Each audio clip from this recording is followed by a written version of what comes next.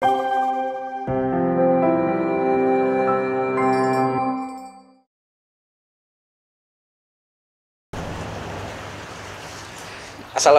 warahmatullahi wabarakatuh.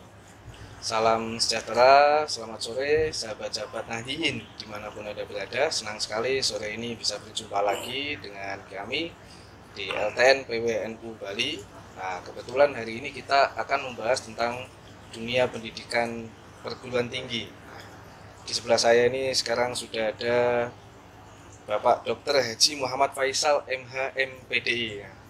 Beliau ini saat ini menjabat sebagai Ketua PP ISNU dan juga beliau juga aktif di dosen di UNJ dan juga reviewer LPDP. Nah, ini menarik bagi mahasiswa karena mungkin kita akan bahas tentang LPDP-nya ke depan.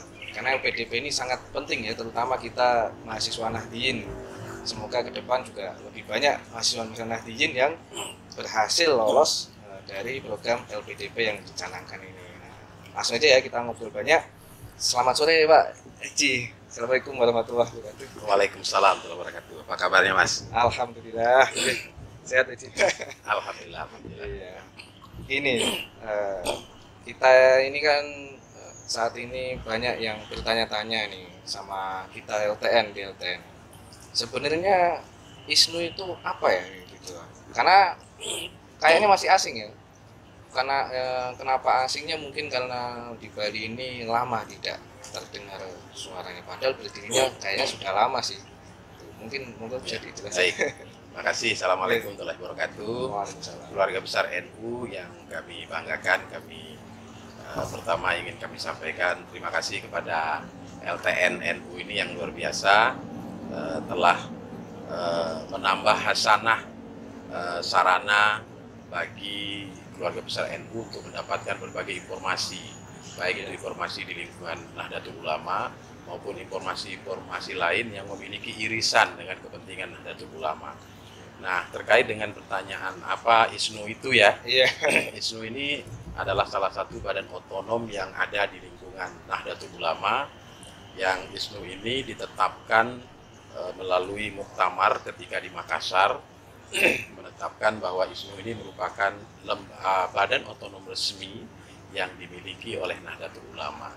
Lalu siapa dan apa ISNU ini? Ya. ISNU ini kan Ikatan Sarjana Nahdlatul Ulama, tempat bernaungnya, berkumpulnya para sarjana-sarjana warga NU, Semua profesional warga NU, cendikiawan NU, ilmuwan NU, yang secara spesifik diwadahi oleh ISNU, Ikatan Sarjana NU, yang mana lembaga ini diisi oleh orang-orang tersebut tadi bertujuan untuk ikut berkontribusi dan mewarnai keluarga besar NU di bidang kecendikiawanan, keilmuan, dan lain-lain sebagainya. Sehingga ISNU ini salah satu lembaga yang diinginkan oleh PBNU untuk menyiapkan sumber daya manusia di lingkungan NU.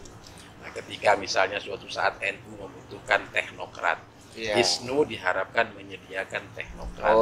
Ketika misalnya NU membutuhkan atau negara membutuhkan misalnya ahli di bidang kedirgantaraan, diharapkan ISNU bisa menyediakan orang-orang yang paham betul dan ahli di bidang dirgantara. Ketika misalnya NU itu atau negara membutuhkan ahli nuklir misalnya, nah ISNU diharapkan dapat menyediakan itu. Nah, upaya-upaya yang dilakukan oleh ISNU agar menjawab kebutuhan-kebutuhan tadi, salah satunya adalah meningkatkan sumber daya manusia. Peningkatan sumber daya manusia itu tidak lain dan tidak bukan kecuali dengan pendidikan. Iya. Artinya ISNU ini kan menaungi semua sarjana. Karena kalau sudah bicara NU, identiknya tentu sarjana agama, sarjana hukum gitu kan. Ini bahkan sampai nuklir sampai dan sebagainya. Iya, sarjana yang lain. Apakah ada kriteria khusus, misalnya dia sebelum kuliah di nuklir nih misalnya dia sudah NU dulu, atau memang dia belum NU kemudian jadi sarjana situ pengen masuk NU, itu apa boleh? Jadi terkait dengan keanggotaan ISNU, keanggotaan ISNU ISNU ini tentu ketika dia menjadi warga NU, lantas dia sudah kuliah dan dia sudah S1, apalagi dia S2 ataupun S3, maka sesungguhnya ISNU, mereka semua itu tergabung ke dalam ISNU dan dia diharapkan mampu berkontribusi sesuai dengan kapasitas keilmuannya. Memang saat sekarang ini data yang kita miliki, data yang ISNU miliki, sarjana-sarjana yang kita miliki ini memang masih mayoritas sarjana agama. Masih mayoritas sarjana agama, belum terlalu banyak sarjana-sarjana di bidang saintik, di kedokteran, di kemiliteran, di ilmu keilmuan lain. Memang kita masih mayoritas sarjana kita itu adalah sarjana agama. Ini tantangan karena bangsa dan negara kita itu sangat membutuhkan keilmuan di bidang-bidang saintek yang saya sebutkan tadi di antaranya. Kita membutuhkan orang yang mengerti perkapalan. Kita membutuhkan orang yang mengerti kereta api. Kita membutuhkan orang yang mengerti tentang bagaimana mengeksplorasi dan mengeksploitasi mineral bumi. Nah, kita nggak ada di situ. Kita kebanyakan kan sarjana agama. Kemudian S2-nya juga pendidikan agama. S3-nya juga pendidikan agama. Ini tantangan bagi ISNU karena negara ketika meminta SDM NU, nah ini tantangannya. Makanya kami di Ikatan Sarjana NU itu mendorong sekarang agar terjadi ikhtiar yang dilakukan secara bersama-sama agar warga NU, ayo, ketika misalnya saya punya anak 3, jangan semua disekolahkan di agama. Jadi ada satu misalnya yang saintik, yang mengerti tentang sistem informatika, sistem teknologi. Karena jujur bidang-bidang ini di lingkungan kita itu masih sangat sedikit. Nah, kemudian kita dorong sekarang. Saya agak miris, misalnya ketika Wakil Presiden Republik Indonesia bertanya kepada ISNU, ada nggak di lingkungan ISNU ini atau NU ini sarjana misalnya yang menguasai tentang besi, yang menguasai tentang nikel, yang menguasai tentang uranium misalnya. Ya jujur kita angkat tangan. Kenapa kita angkat tangan? Ya karena memang SDM kita masih terbatas pada wilayah-wilayah keagamaan. Nah ini kita dorong ISNU memiliki banyak program, terutama memberikan peluang agar anak dan warga NU itu dapat meningkatkan SDM melalui pendidikan yang lebih tinggi. Nah, sudah 5 tahun terakhir ini PP ISNU mendorong agar kader-kader NU yang sudah S1 agar mereka itu mau melanjutkan studinya dengan misalnya ikut seleksi beasiswa LPDP. Itu bagian daripada ikhtiar kita agar SDM di lingkungan NU ini bisa terus bertambah, terutama di bidang-bidang saintik, bidang-bidang teknologi yang memang hari ini ya saya kira LTN NU Bali pahamlah kualitas kita sekarang itu yang paling dominan itu di wilayah mana? Pasti di wilayah agama. Nah, sementara yang umum-umum luar biasa. Padahal misalnya kalau kita lihat potensi masyarakat Bali kan pariwisata. Nah mestinya ada kader-kader NU itu bagaimana mendesain, menyiapkan produk-produk yang bersetara internasional, bersetara luar negeri misalnya, baik itu halal food, kemudian wisata halal. Ini kan bagian dari kearifan lokal yang bisa dikembangkan. Tetapi pengembangan itu tidak mungkin datang sendiri, pasti harus ada ikhtiar melalui pendidikan dan seterusnya dan seterusnya. Memang sekarang fenomena di masyarakat ini terus terang saja, ketika anak seorang tokoh NU kuliahnya di non agama itu seakan-akan kayak jadi ini bahan omongan yang gorengan yang menyenangkan. Ini perlu harus dipahamkan, yang mungkin perlu diberikan.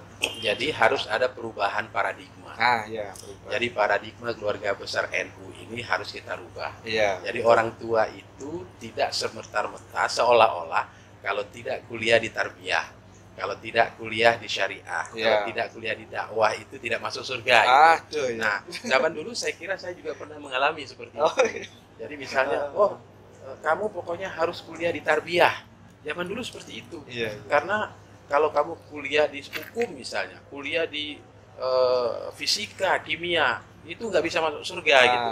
Nah, paradigma orang tua kita dulu itu harus kita rubah. Nah, sementara zaman sekarang ini kan penguasaan saintek itu menjadi sangat perlu. Siapa bisa menguasai teknologi, dia akan memimpin dunia. Siapa yang bisa menguasai sistem informatika dengan seluruh embel-embelnya itu bisa menguasai dunia. Nah, paradigma itu yang harus pelan-pelan kita sampaikan kepada orang tua di lingkungan NU. Sudah, kan kita ingin mencetak bagaimana anak-anak NU itu di samping dia pandai di keilmuan keagamaan, tapi mereka paham teknologi, paham saintek, ilmu-ilmu yang luar biasa yang hari ini kita tidak miliki. Coba kita hitung, ada berapa dokter NU? Sedikit sekali. Ada berapa misalnya apoteker yang mahir dan mampu membuat obat-obat, racikan obat. Nah, kita sangat sedikit, betul.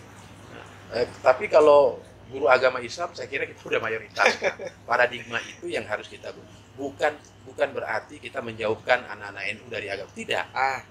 Tidak. Tapi kita ingin membagi peran dan membagi tugas. Jadi ada yang saya contohkan tadi.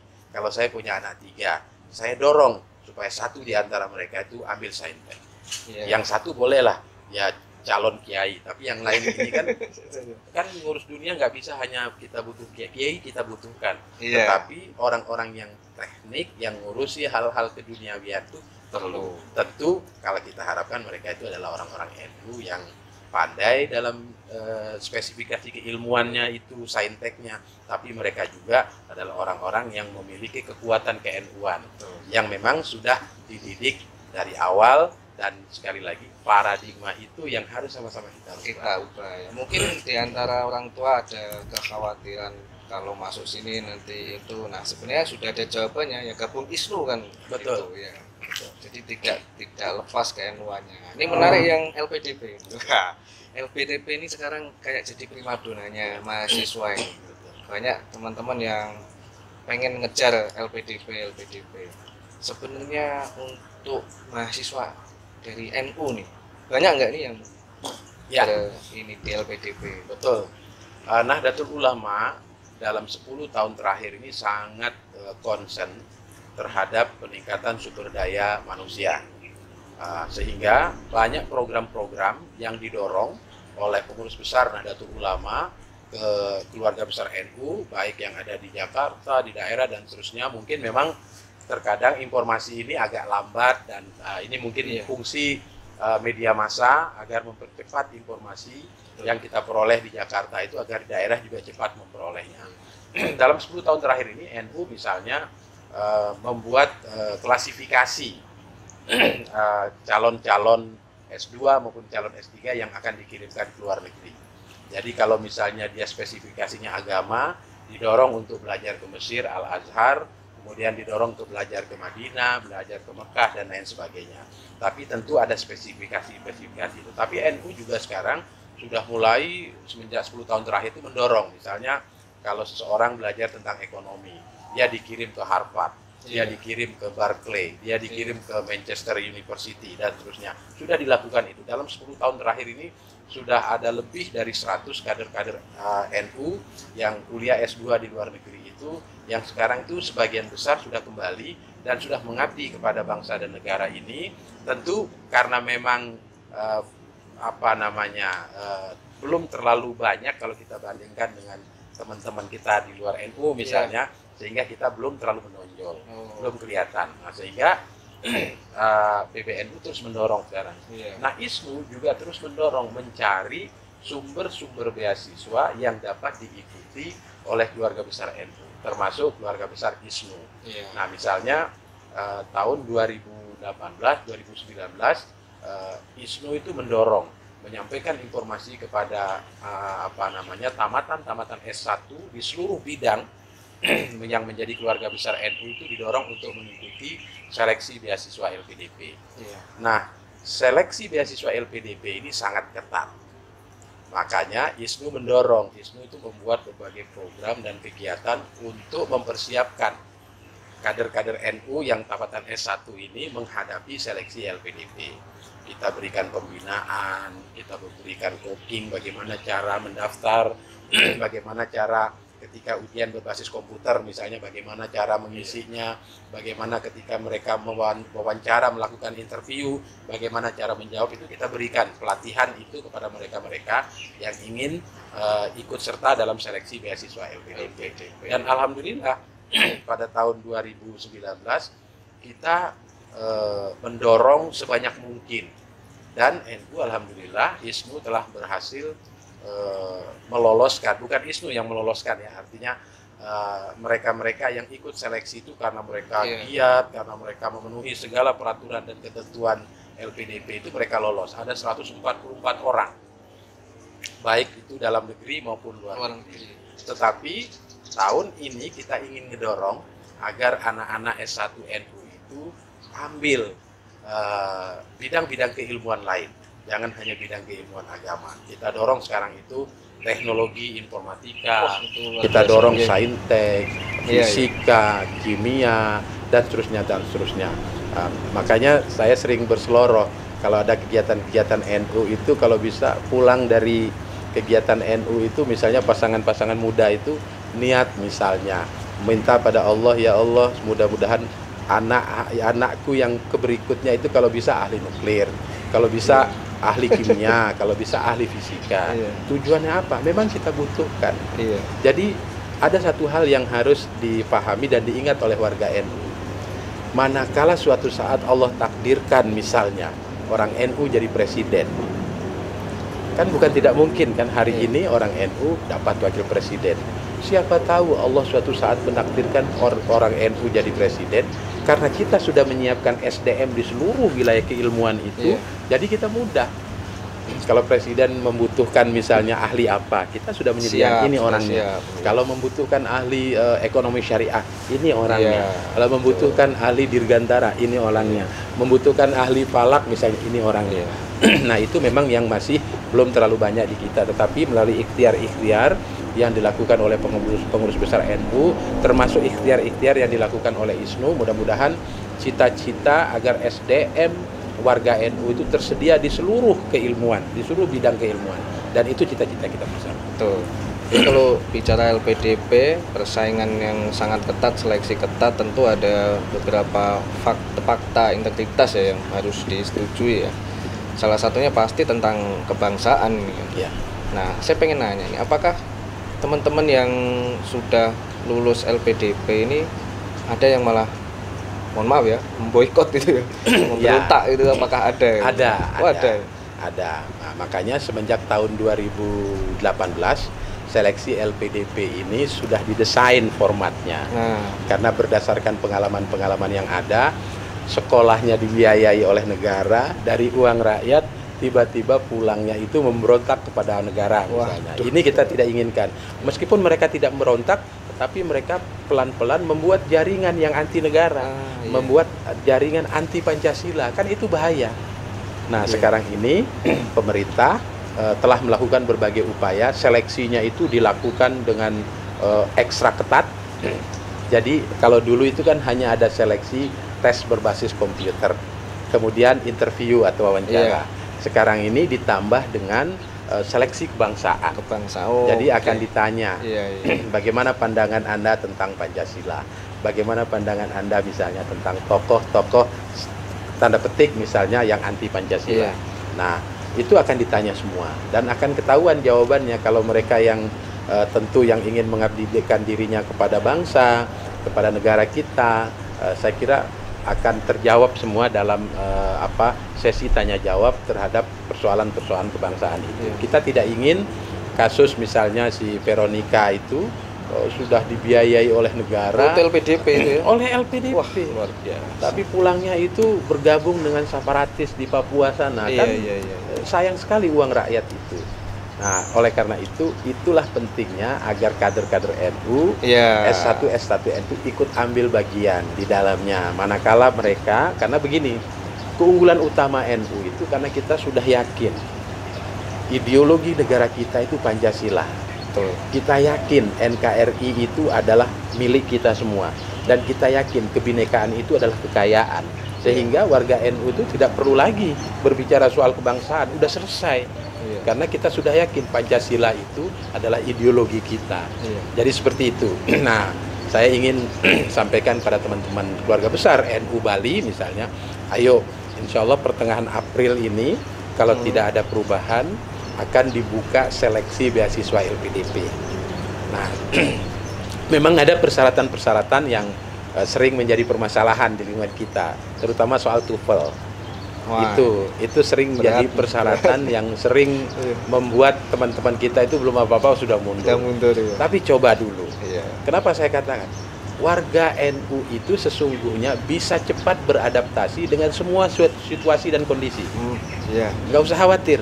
Betul. Jadi bisa cepat beradaptasi dengan situasi dan kondisi. Yang penting ada kemauan, dan itu dibutuhkan. Misalnya PWNU harus ngomongin mereka semua, ayo semua bersama-sama.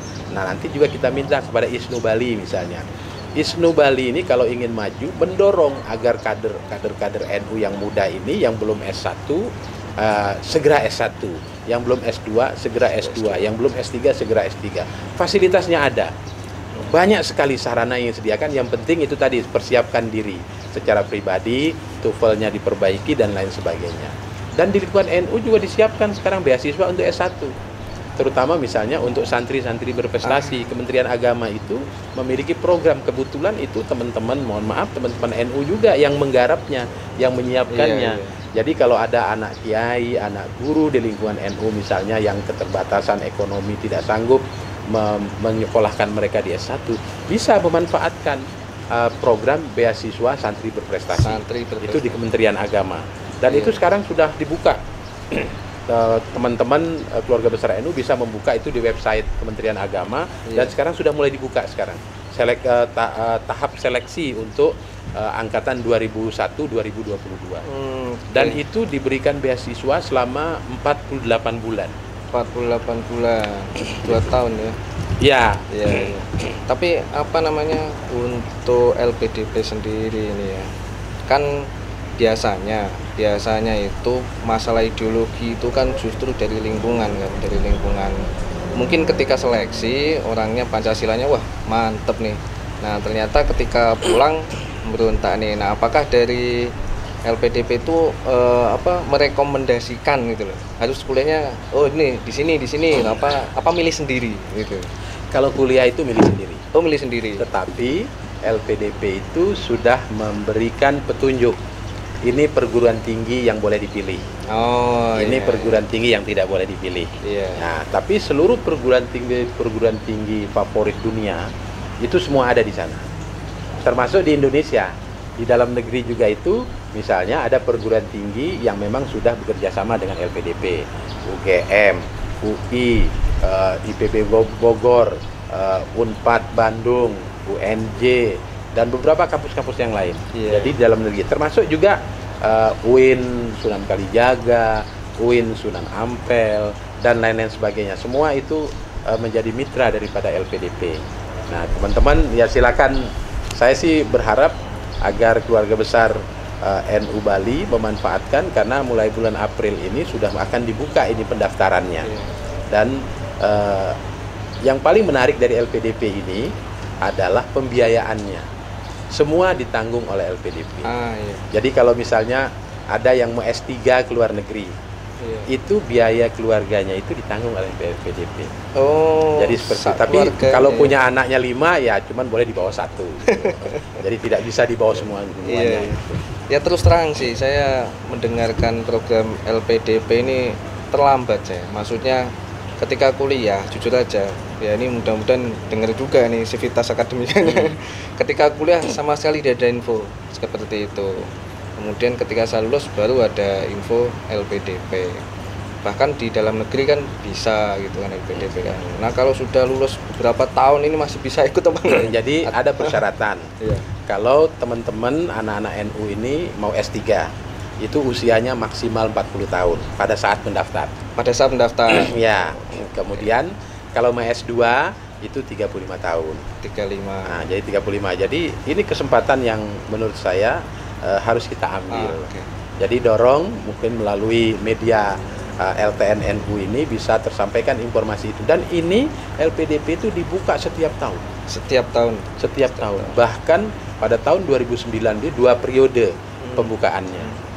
Nah, mungkin 2 tahun 2020 di stop karena memang pandemi Covid ini betul-betul membuat efektivitas kegiatan ini terhenti, kecuali pada saat itu beasiswa untuk dosen-dosen karena itu melanjutkan program yang lama. Nah, tahun sekarang ini seiring dengan mulai melandainya pandemi Covid ini, LPDP mulai akan membuka pendaftaran kembali, dan kami terus di PP ISNU itu mendorong dengan berbagai upaya. Kemarin kita lakukan webinar dengan Direktur LPDP. Tujuan kami adalah agar Direktur LPDP ini memberikan afirmasi kepada keluarga NU. Dan alhamdulillah di pembiayaan beasiswa LPDP ini ada diberikan kemudahan-kemudahan. Misalnya beasiswa santri. Beasiswa santri LPDP ini kepada siapa saja? Kepada santri yang sudah S1. Santri yang mengajar di pondok pesantren itu atau yang beraktivitas di lingkungan pondok pesantren. Tinggal nanti ada rekomendasi dari pondok pesantrennya. Nah, itu bagian daripada afirmasi yang diberikan oleh negara melalui LPDP kepada santri-santri NU. Menarik. Santri-santri NU, misalnya persyaratan lain sama lah, misalnya harus ada ijazah terakhirnya dan lain sebagainya, teknis-teknis itu sama. Tetapi ada afirmasi. Misalnya kalau yang reguler itu TOEFL-nya itu harus di atas 500 misalnya. Tapi yang afirmasi ini cukup 450 atau 400 sampai 450. Itu bagian daripada afirmasi. Kenapa? Karena nanti setelah dianggap lulus seleksi, nanti LPDP itu akan membuat program bagaimana peningkatan dan pengayaan bahasa bagi mereka-mereka yang sudah lulus sebelum mereka masuk kampus. Jadi ada yang program 3 bulan, ada yang program 6 bulan, dan semua itu dibiayai oleh LPDP. Jadi LPDP betul-betul memberikan ruang kepada anak-anak NU sekarang ini agar anak-anak NU itu berkesempatan untuk mengenyam pendidikan yang lebih tinggi. Itu yang pertama, beasiswa afirmasi santri untuk lingkungan NU. Nah, kemudian yang kedua ada beasiswa afirmasi yang lain. Misalnya seperti Indonesia Timur. Jadi mereka diberikan kesempatan untuk mendaftarkan daerah-daerah tertinggal. Nah, kalau menunggu TOEFL mereka 500, mereka nggak akan sanggup. Nah, makanya diberikan kesempatan. Jadi ada afirmasi, ada yang teknis-teknis yang lain itu tidak dilonggarkan, tetapi disesuaikan. Karena LPDP tidak mengenal istilah pelonggaran, syarat maupun ketentuan, tetapi disesuaikan. Misalnya tidak mungkinlah memaksakan tingkat SDM di Bali dengan Papua. Itu tidak mungkin. Saat sekarang ini tidak mungkin. Nah, karena memang kapasitas Papua itu misalnya saat ini masih segini. Tapi Bali karena memang ini kota wisata, mungkin dalam konteks yang lain itu segini. Jadi kira-kira begitu. Itu pentingnya beasiswa afirmasi yang dikeluarkan oleh LPDP. Dan ISNU sudah beberapa kali melakukan komunikasi dengan LPDP, tujuannya itu agar kader-kader NU itu mendapatkan peluang dan kemudahan yang sama dengan yang lain. Jadi seperti itu. Alhamdulillah ada sekarang kerjasama ISNU dengan LPDP ini sudah mulai baik komunikasinya, dan makanya saya minta teman-teman LTN Bali ini yang belum S2 maupun yang belum S3, ayo kita sama-sama. Insya Allah lah. Gitu. Harus. Saya kira manfaatkan kesempatan. Bicara kuota itu apa? Ada kuota regional mungkin per daerah berapa, atau cukup memang dari pemerintah segitu gitu? Jadi keluarga besar NU yang berbahagia, LPDP ini tidak membatasi kuota. Tidak ada. Karena apa? Tahun 2019 dana abadi yang dimiliki oleh LPDP itu lebih dari 50 triliun. Sementara penyerapan dana tersebut itu masih belum maksimal. Karena apa? Ketersediaan informasi, kadang-kadang teman-teman kita yang di Maluku itu kan terbatas informasinya. Mereka mau mendaftar online misalnya, tapi akses internetnya kan susah. Sulit, apalagi ya kadang-kadang kita di kota-kota besar juga sering ada gangguan jaringan gitu kan, apalagi teman-teman kita yang Indonesia Timur misalnya. Nah, ini semua dilakukan, diupayakan semaksimal mungkin agar semua informasi itu bisa sampai kepada mereka. Dan LPDP ini sangat maksimal, tidak kuotanya itu, karena sekarang dana abadinya itu masih terlalu banyak, maka dibuka terus-menerus. Cuman karena pandemi COVID ini, makanya kesempatan ini saya ingin sampaikan kepada teman-teman LTN, tolong disosialisasikan. Supaya apa? Kalau misalnya tahun ini warga NU itu katakanlah bisa lulus LPDP itu 1.000 orang. Bayangkan 10 tahun yang akan datang kita sudah menyediakan sumber daya manusia. Baik di segala bidang. Tapi saya ingin tetap dorong, ya kalau bisa jangan semua mentang-mentang S1-nya itu pendidikan agama, lalu daftar S2 pendidikan agama juga gitu. Cari yang lain lah. Jadi yang pendidikan agama memang sudah banyak. Nah kalau bisa cari keilmuan yang lain. Tapi bisa ya, maksudnya nggak linear itu. Ya, sebenarnya gini, soal linear atau tidak linear itu kan soal teknis. Iya. Ya, memang ada baiknya linear. Kalau misalnya yang ingin jadi dosen, biasanya kan diutamakan yang linear. Tetapi kalau kita memiliki kapasitas dan kemampuan bidang-bidang tertentu yang tidak linear dengan S1 kita, no problem. Diperbolehkan. Boleh. Nah, kalau saya sebagai orang NU, kita dorong misalnya ada teman-teman atau sahabat-sahabat ini warga NU Bali misalnya yang ternyata dia memiliki talenta pada bidang-bidang keilmuan lain di luar keilmuan asli S1-nya dia, itu kita dorong. Oke, bisa ya. Iya, luar biasa. Iya, ini menarik nih kayaknya LPDP ini buat teman-teman nih, jangan lupa ya. April ya? Ya, April ini kalau memang tidak ada, sebenarnya kegiatan ini mulai akan dibuka dari bulan-bulan kemarin.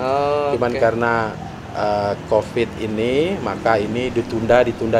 Tapi SDM penyelenggaraannya itu sudah siap sebenarnya. Sudah siap. Cuman karena COVID-19 ini, LPDP tetap mendukung upaya yang dilakukan oleh pemerintah agar penyebaran pandemi COVID ini bisa ditangani dengan baik, sehingga aktivitas LPDP itu sementara ini ditunda. Oke.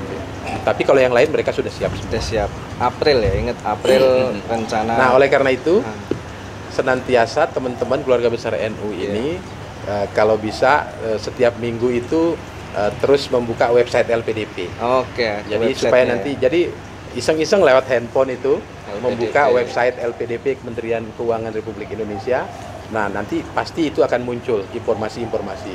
Dan satu lagi, dari sekarang sudah harus mempersiapkan persyaratan teknisnya. Iya. Dan semua itu ada di website LPDP itu. Ya, misalnya nanti kan itu ada juga surat rekomendasi dari tokoh misalnya.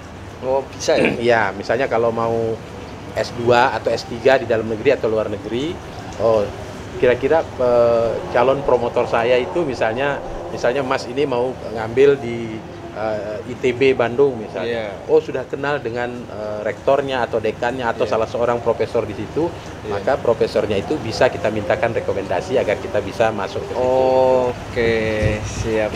Ya, jadi teman-teman NU ya, jangan sampai LPDP ini jatuh ke non-NU, karena tadi sudah disampaikan ada yang sampai memberontak, padahal ini kan sudah dibiayai negara. Memberontak, bisa malah memberontak negara. Waduh. Betul. Dan satu hal lagi, Wakil Presiden kita mendorong betul agar anak-anak NU itu memanfaatkan beasiswa. Iya. Seperti yang saya katakan di awal, warga NU itu mentalitasnya, integritasnya, keindonesiaannya, keaswajaannya itu sudah mantap. Tidak mau mereka mau kuliah di luar negeri, mau kuliah dimanapun, begitu mereka balik itu pasti berintegritas keindonesiaan. Pasti Pancasila itu sudah menjadi fondasi dasar kuat bagi mereka. Terakhir, pesan-pesan untuk teman-teman saya. Yang pertama untuk keluarga besar Nahdlatul Ulama yang ada di Provinsi Bali, mari yang pertama itu terus berkhidmat untuk NU, dengan segala bidang-bidang yang ada, ya bidang ma'arif, menggerakkan pendidikan. Di LTN ini saya kira juga harus terus didorong berbagai upaya-upaya dan aktivitas positif yang seperti ini.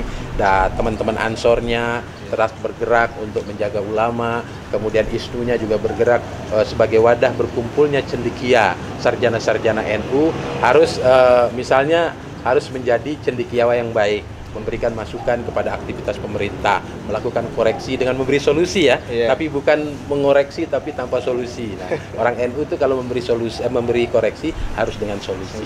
Dan kalau ini semua sama-sama kita bekerja berkhidmat untuk NU semua, Banom lembaga ini, saya kira dalam waktu yang sangat dekat NU Bali itu akan maju.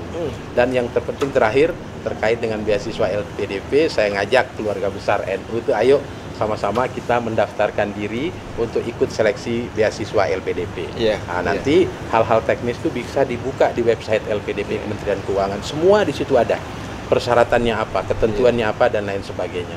Nanti bisa saya share juga ada beberapa persyaratan, baik itu beasiswa santri, beasiswa afirmasi yang lain, beasiswa reguler. Nanti kita share informasinya kepada teman-teman ini supaya bisa dilanjutkan kepada teman-teman yang lain. Gitu. Saya kira seperti itu. Terima kasih sebelumnya. Kalau nggak siap, meski sudah daftar nggak siap, belajar sama ISNU kan gitu. Iya, insya Allah. ISNU akan membuka ruang untuk ISNU akan membuka ruang. Oke, sahabat-sahabat sekalian, itu tadi ya obrolan santai kita dengan Bapak Dr. Haji Muhammad Faisal. Beliau ini reviewer LPDP ini memang luar biasa karena menarik LPDP sekarang ini. Oke, mungkin itu saja yang bisa disampaikan, mudah-mudahan bermanfaat buat teman-teman semuanya. Saya Muhammad Mulisin undur diri. Akhirul kalam. Wallahul muwaffiq ila aqwamit thoriq. Assalamualaikum warahmatullahi wabarakatuh. Waalaikumsalam warahmatullahi wabarakatuh. Terima kasih.